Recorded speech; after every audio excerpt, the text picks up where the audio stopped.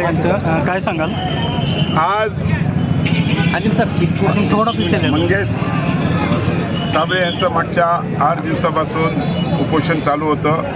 शेतकऱ्यांच्या विविध मागण्यांसाठी त्यांनी हे उपोषण सुरू केलं होतं. आज त्यांच्याशी चर्चा करून माननीय मुख्यमंत्र्यांशी पण बोलणं झालं. मुख्यमंत्र्यांनीच मला आज इकडे पाठवलं. त्यांच्याशी चर्चा करून ज्या त्यांच्या मागण्या आहेत त्याच्यावर नक्कीच सरकार पॉझिटिव्ह विचार करेल आणि त्या सगळ्या सोडवण्याचा आम्ही पूर्णपणे प्रयत्न करू. कारण की आपण कालच ऐकलं असेल, देशाचे गृहमंत्री अमित शाह साहेबांनी जाहीर केलं की महाराष्ट्राच्या सरकारच्या मागे केंद्रीय शासन पूर्ण ताकदीने उभं राहील आणि जे शेतकऱ्यांचं नुकसान झालं आहे त्याला नक्कीच पूर्ण साथ सरकार देईल.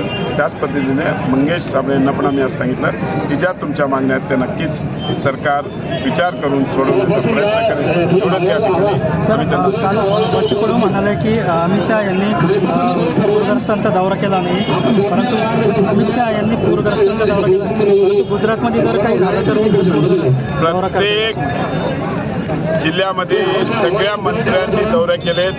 माननीय मुख्यमंत्र्यांनी पण अनेक ठिकाणी दौरे केले. मी स्वतः नांदेड जिल्हा पूर्ण केला, वैजापूर केला, पैठण केला.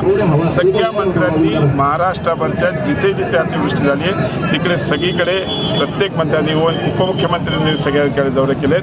त्याच्यामुळे सगळ्यात त्याचा रिपोर्टिंग ऑलरेडी सरकारच्या दरबारी आलेला आहे आणि त्याच्यामुळे त्याच्याकडे तो दौरा त्याचा झाला. सर, आनंदाचा सीधा बंद होणार आहे. आनंदाचा सीधा बंद होण्याची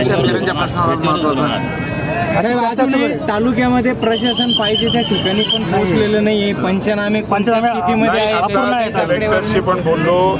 सगळे सरसकट पंचनामे करायला आम्ही सांगितलेले. लवकरात लवकर त्या नोंदण्या करून त्याचा अहवाल आल्याबरोबर सगळ्यांना मदत ताबडतोब देऊ.